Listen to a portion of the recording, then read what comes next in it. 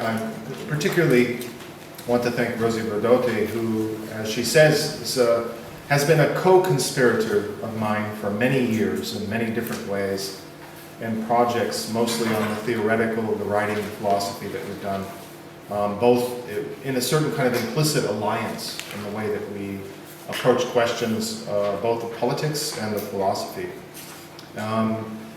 Rosie came last year to New York to participate in a very particular kind of session that took place in the International Peace Institute in the UN properties, where we attempted to bring together in a very unique way as part of this project. And I'm going to outline both the conceptual philosophy behind it, its origins, as well as what parts of its failures and its futures, and also this moment being one of its futures, but that's not its end. Rosie came and participated in a conference that included working diplomats in the UN, legal theorists, political scientists, and a few assorted philosophers who were allowed to attend, mostly to listen. The idea behind the project, and I'll get into that in a moment, it was really conceived. And before that, though, I want to say a special thanks to the Center for Humanities here at Utrecht, under Rosie's leadership, to the incredible staff that she has, to Nina. One very difficult component, this project comes kind of in a box or in a carton that you have to assemble it. And Nina, who is a member of Rosie's staff, as well as Cornelie and Esther, were superb in bringing across the Atlantic, so to speak, all of the different various shards and pieces of this project and putting it together. And you'll see one part of the project is an exhibit that actually has taken its inspiration from the exhibit that ran all last fall in the new museum in New York, and included an installation of some video segments done by the directors, who I'll introduce in a moment, that were also part of the project as well. The project included many different components, film component, the exhibit or installation component that you'll see a version of, or a new creation of, by Nina in the library here at Utrecht. Also several texts, a publication project which included a reprinting and kind of pamphleteering of the original text by Kant in a way to, in a sense, move different kinds of conversations, both academic, cultural, political, in different kinds of institutions. So, as well as workshops that have taken place in Pakistan, in Beijing, this summer in Rwanda, in Philadelphia, and in New York, and now in Utrecht, a workshop that will take place here tomorrow that will bring students and faculty together, thinking about a more activist way of thinking about how to actualize some ideas out of this project and different kinds of collaborative projects that will occur over the course of the next year or 2 years. Just as an introductory way about what I'll call the conspiracy of peace, because peace is very much a conspiracy in many different ways, meaning that in some ways it is an idea whose reality we do not perceive in any way. Unlike other ideas like equality or freedom, we can always measure the degree of the reality of the idea by its lack of reality. And that becomes the critical nature of the idea. For Kant, I think that the idea of peace was regulative or theoretical or speculative at best, but it was an important speculative idea that had a practical place and a practical function, both in the legal and the juridical world particularly, but also in the place of philosophy. Peace has often been critiqued, or the idea, the concept of peace from the very beginning has been conceived as being too abstract, too unrealistic, unworkable, impossible. And so the idea of perpetual peace was a bit of a provocation that comes from the 18th century to some degree, as well as a challenge based upon Kant's belief that what was possible to think, that is, what was possible in theory, should be possible in practice. In a certain way, he reversed the old adage that we more cynically apply in our lives. What works in theory doesn't always work in practice. Kant, in fact, said, what works in theory should work in practice.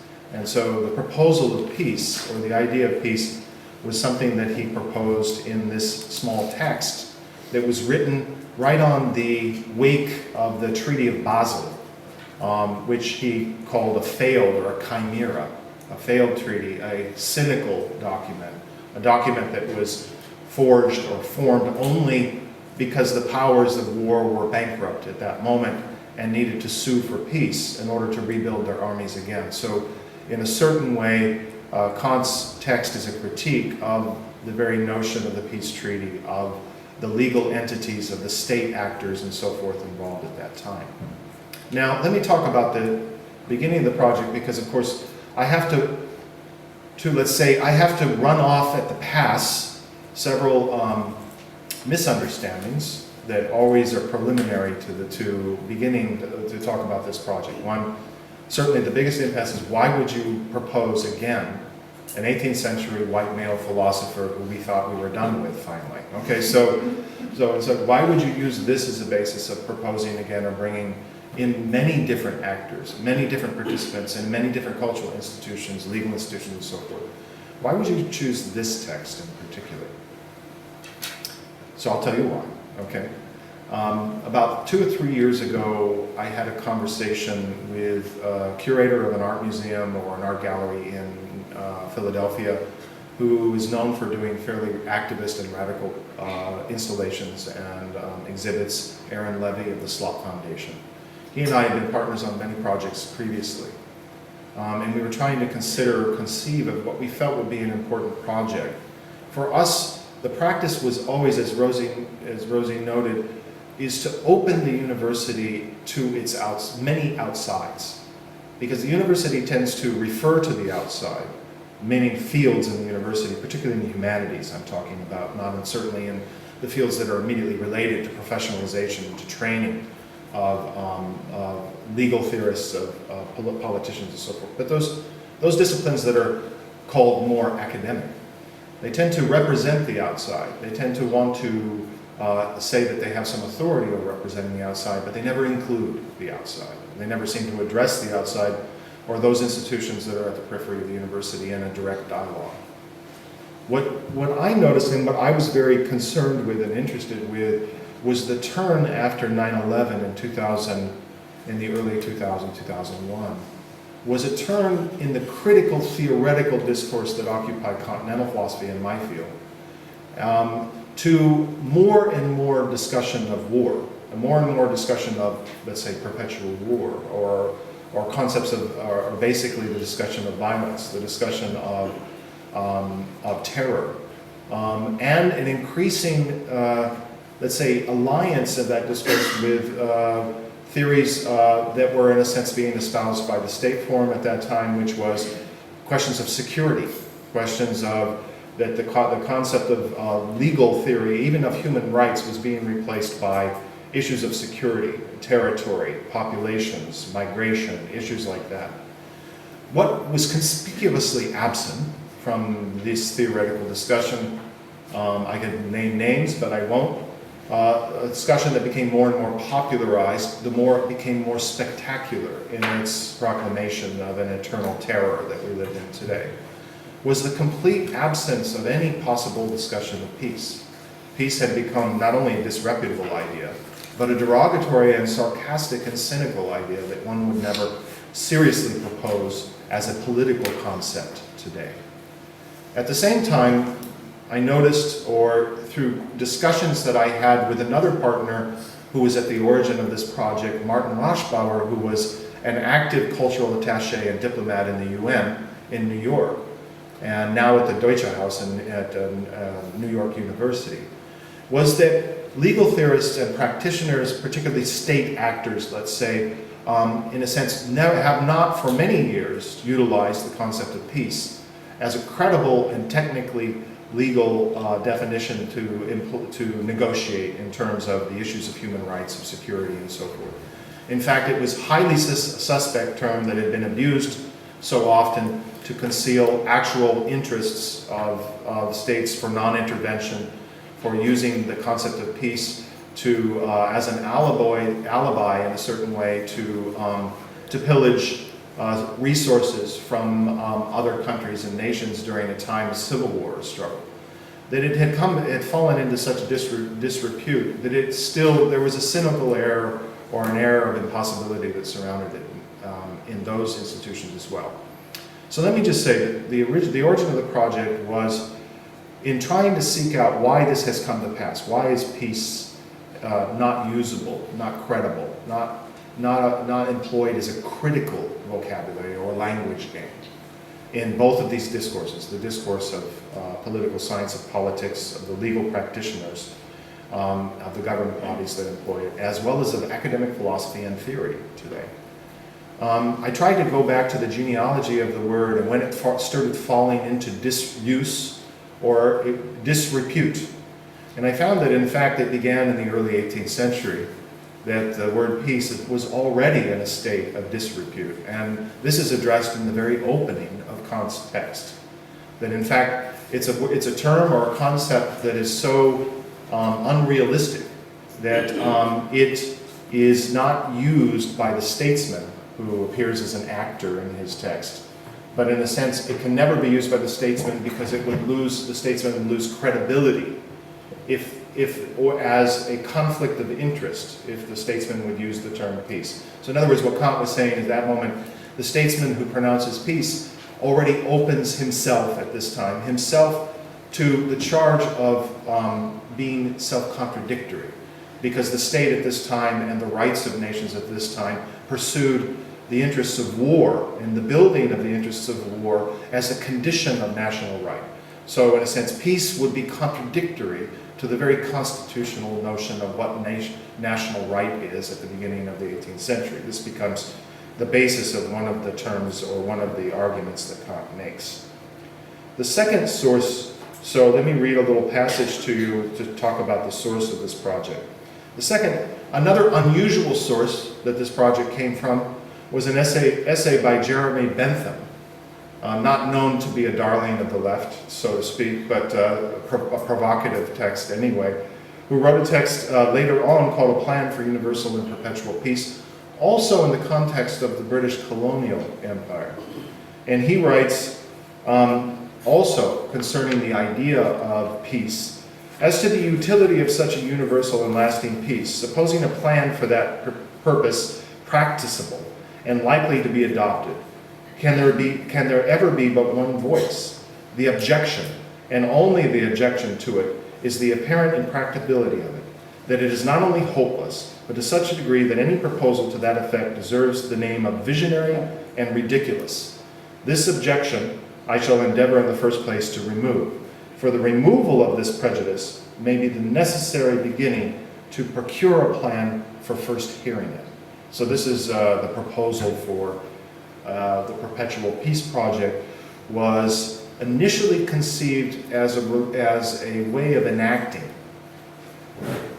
between two actors principally, philosophers and political theoreticians, practical philosophers and theoretical philosophers. The possibility of enacting a kind of discussion that would never take place in reality for very different reasons. So our conception was using art, particularly, not just art, but using a curatorial intervention that involved film, that involved later on the new museum exhibit, as a way of mediating an encounter that could never have taken place in reality, meaning an encounter between academic philosophers and a discourse or language game of academic philosophy around the concept of peace, and practical politicians, particularly those working politicians in the UN, diplomats, legal theorists, and so forth, that were belonging to that institution, in order to engage a virtual conversation that took the place virtually in the media of film, because we realized that there was no possibility in any way to ever bring these two parties together in the same room. Now, why is that? Because there have been conferences, let's say, or symposia at the UN that engaged philosophy, okay? And certainly that's the case. However, I found in my discussions with many of the diplomats that we took up, the practical politicians would always choose the philosophers with which to engage with. So, in other words, they would choose philosophers that were already in some ways part of their institution. Political philosophers, theorists and legal theorists that were already within the school of law, or already in a certain way, already related and providing and speaking within the same discursive frameworks of themselves. They wouldn't be necessarily addressing according to their own interests. They wouldn't be addressing their own, another outside. So here you have an image of the outside. That is, those philosophers who are always associated and called purely theoretical, academic, crazy, those philosophers that define themselves as political. Now, on the other side of this, you have the academic philosophers, those that may or may not be located, and usually not located in the Department of Philosophy. They may be in the Department of Literature. They may be in the Department of Cultural Studies. They may be in other sectors, including the law school. But they themselves, in a sense, espouse a discourse that is more radical and more political, a philosophy that's political. And yet, they themselves are predisposed to be prejudiced to never speak to the practical politicians, because the practical politicians, by definition, are already contaminated, corrupted by their relationship to state power. So in other words, they themselves don't oftentimes address their own outside, but enlist the politicians that in a sense already agree with them. So the basis of this project was to draw together a conversation, like I said, that took the form of a medium of film, in which with the directors we went into the UN as well as, and we asked a question about peace and what peace means within that institution. But we used the Kantian text as a bit of a provocation or framework that at least minimally or historically belonged to them at one point, that they could avow, even though in the act of avowing it, they would disavow it. So in other words, well, the Kantian text is very long ago and we don't have a relationship to it anymore, but it doesn't really relate to the UN. And yet the Perpetual Peace document outlines what is the basis or the schematic for the League of Nations at that time, he calls it. And as well as, in a sense, it kind of lays the foundation of an idea of what will become the European Union as an ideal or cosmopolitan ideal. At the same time, we brought in many academics, including what we call academics, not in the pejorative sense, but including Professor Brodotti, Hélène Sixou, Richard Sennett, Saskia Saskin, Ashil Membe from Duke University. The list is somewhat arbitrary. We brought in anybody who would agree to participate and anybody who would agree to be able to have a discussion with us about this. We put before them the same text, that they also could avow at one point, at least they have read it, the Kantian text. So the minimal criteria of why we use Kant is we tried to find a text that was in common between these two very different groups, even though that each group would inevitably disavow the very text that we asked them to, one, read, two, to respond to, and three, to depart from in their comments in order to critique it, in order to talk about why it's not relevant to today. What I want to say is just a bit of more commentary on, before I introduce Laura and Alexandra, more of a commentary on the text itself, because I would say there's an irony in bringing this project, including the re-edition or the re-publication of the edition that we originally published as part of the art exhibit at the new museum, as part of the project that we used. Basically, we reprinted and published Kant's text, and then we would send it to the people that we were going to interview and say, in case you can't find it in your library, which most of the people said that they couldn't find it was in a box downstairs in the basement. They said, we've reprinted this and we're sending it to you again to read and to comment. Now this has been reissued or re-edited and reissued for this conference and hopefully for some of the workshops that might occur after here. Also as a common text, as a text that we want to begin with in order to depart from it. The ultimate end of this project, 2 or 3 years from now, and Rosie and I have talked about this, ultimately from the very beginning I imagined that the end of the project would be creating a volume of different contributors and authors from many different fields, legal, practical, philosophical, cultural, as well as artistic, to completely erase Kant's text and replace it with a text that might have relevance for today and would include not only the initial actors that we addressed, there were only two, the state actor and the philosopher as an actor. But then in the contemporary situation, there are many different actors and multiple actors that all have an interest and all engage, including public activists, advocates, including the majority of the population globally that were excluded from the European idea, as well as from the initial conversation that Kant had in mind. And this became a glaring part of the project, was to realize that it was based upon the discussion, even the conflict between these two original parties, but that conflict wasn't relevant today because it excluded many other actors that were never at the table, including globally those actors that did not, in a sense, did not belong to Europe and did not dream the European idea, but also those social actors today that, in a sense, do not belong to either the institutions of the UN or of the university, and that need to be part of this project. And this has been something that Laura and Alexandra have been engaged in, bringing other voices, and as well as the project, as in a certain way of bringing other actors into a conversation with this text. So the last thing I'll say is to point out an irony that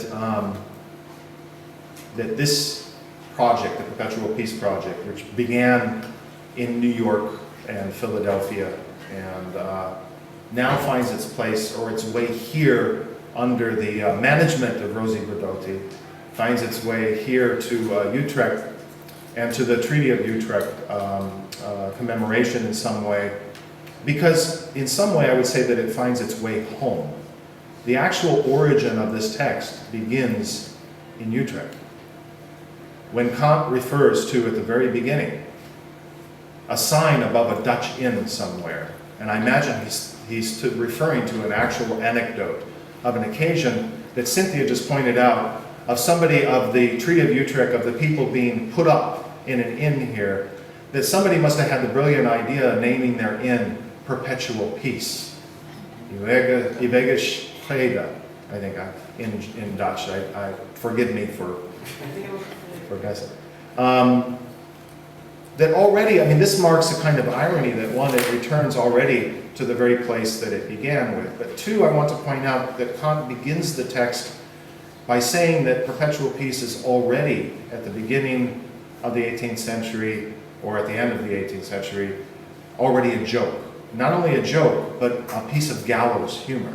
That someone would, in a sense, name their inn Perpetual Peace already outlines the very sarcastic pun that he begins with, that the only peace possible that we can imagine as perpetual is death. And he begins with this pun or this anecdote in order to frame the problem, that I was trying to address in the beginning. How is it, and in what is the causality that makes peace a bad joke? And not only that, but not only a bad joke, but in a sense an evil joke within so many contexts. That peace is used or misused in such a way that it cannot be taken seriously.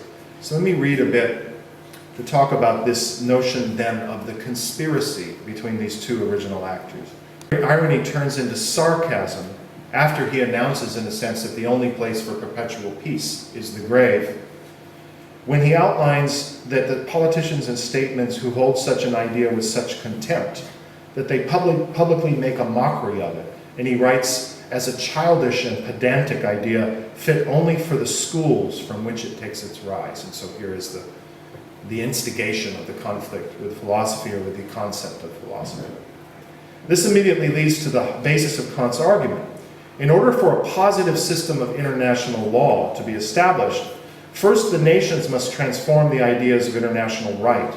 But before this can happen, we must change the mind of politicians themselves. The idea of perpetual peace is therefore not an object of sarcasm and ridicule to be condemned as completely impractical. The final and perhaps great irony of Kant's own treatise is to set forth the only secret article contained in the second supplement, where he says it is detached from the main body of the public treatise that outlines the preliminary and definitive articles, and is offered as a secret pact between politicians and philosophers from the 18th century onward. That secret article was that even though the politicians will never publicly declare themselves the originators, or in a sense having anything to do with the idea of peace, because they prepare constantly for war, that at least that they guarantee or that they promise to consider the idea privately, that is, in their private bedrooms at night. So this is a very funny moment in Kant's text, because in a certain way it's also a sad moment, because he says that the only way that even at this moment that he can imagine the guarantee of the continuation of the concept of peace, which is at that moment, because it is so contra-institutional, so against the interests of the state and of a concept of national right and the first formation of international laws at that time. The only guarantee of the existence or persistence of the idea of peace was that it be consigned a place of sarcasm and derision and assigned to a purely abstract and philosophical faculty that exists only in the university. So in other words, it could only exist or persist as a negative idea in a world that continues to prepare for war.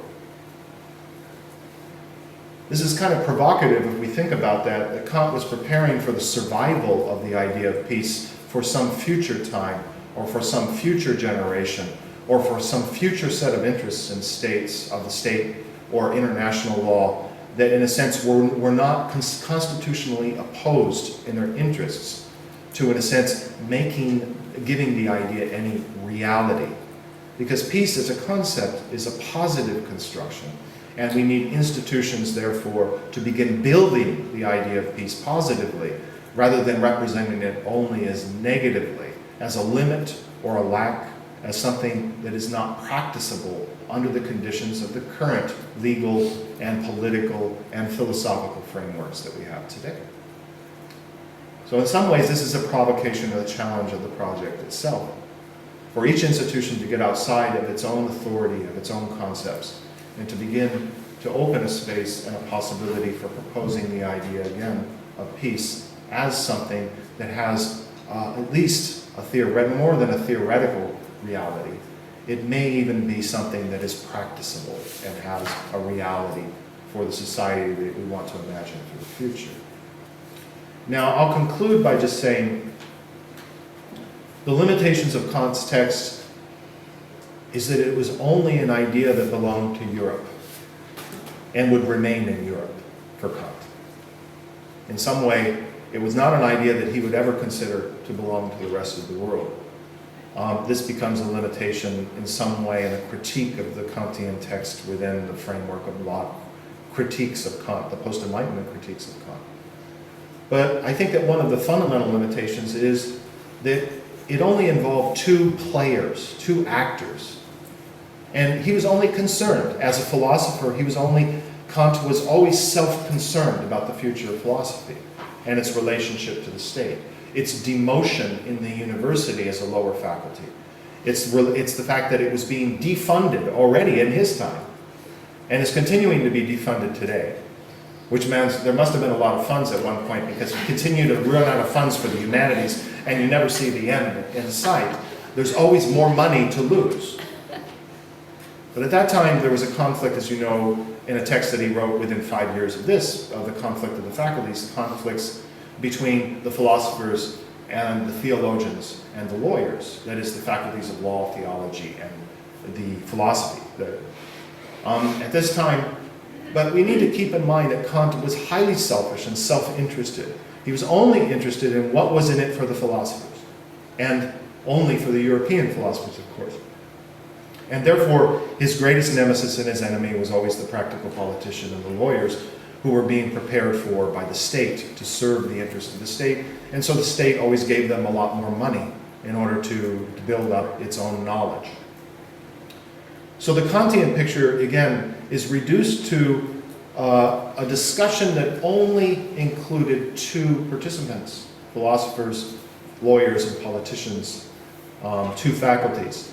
Today, that's not a reality that we can live in anymore, and therefore we need to include more actors who also are in the conversation of peace, those that already, in a sense, participate and call forth its possibility, but not within the spaces of the UN that has a highly specialized and very restricted access to it, or in the place of the university, which is equally in some ways restricted. But in the streets, also in the cultural institutions, in aesthetic and artistic practices, in other places globally and locally, where in a sense the idea of peace could be something that is not reserved only for the specialist, but something that can be the very practice of everyday relationships. So it's in this sense that I want to introduce the directors, who themselves have been very concerned. One of the first initiatives that we undertook,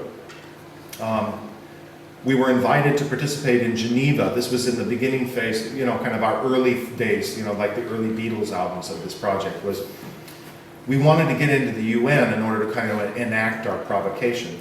So we were invited by the Human Rights Council to Geneva in order to participate in that event, and we brought the Perpetual Peace Project, which everybody looked at and thought, well, this is not human rights, and this is not something that we can take serious. But we were trying to pose the question within the framework of that institution. Laura and Alexandra came with us and began to use that as an opportunity to begin filming the different segments that you'll see in the exhibit later, as well as in New York and other places where they went. They went to Paris during this period of time and filmed also the segment with Hélène Sixou. Went to Paris and filmed the segment with Professor Brodotti 2 summers ago, I believe.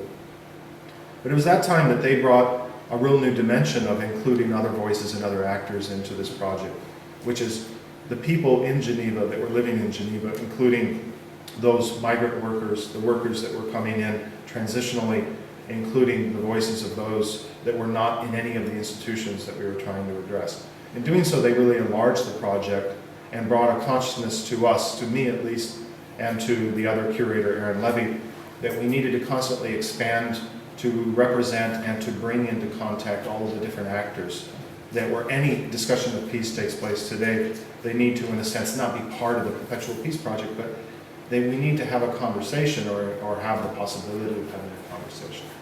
So they have continued in that effort to, in a sense, to bring in the voices of very vocal public advocates, particularly on the market economy today, which is also, if we remember, one of the most interesting passages that Kant has in his text, in some ways prediction, is where he said that the money, in addition to the army, money is also an instrument of war.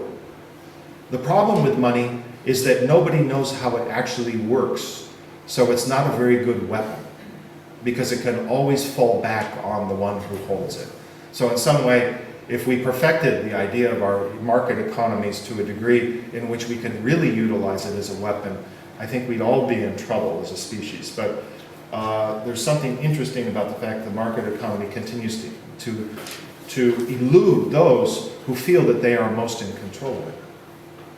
So they will, in a sense, introduce some more recent footage that's not included in the exhibit, but some interviews with an activist that from recently in New York, as well as the occupation of Wall Street. And they'll talk about the work that they did in bringing the Perpetual Peace Project to those other sectors. So let me introduce to you 2 of the directors. Laura Hana, who's sitting nearest to me, is a New York City-based filmmaker. She directed A Housing Urbanism Made of Waste for MoMA, James, a 30-minute clemency film for death row inmate James Rohn, and The Commons, an animation for New Press. In 2008, 2007, and 2008, she produced short films for the Venice Biennale, The Nation, Art Review, and collaborated with Slot Foundation, of course, to create a series of DVDs, including the DVD for the Perpetual Peace Project, Werner Herzog, Vito Acanzi, Simon Critchley, and Alain Badiou.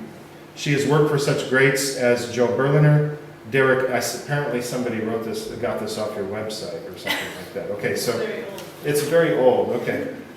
So in any case, she's brought a lot of skill and technique and also vision to this.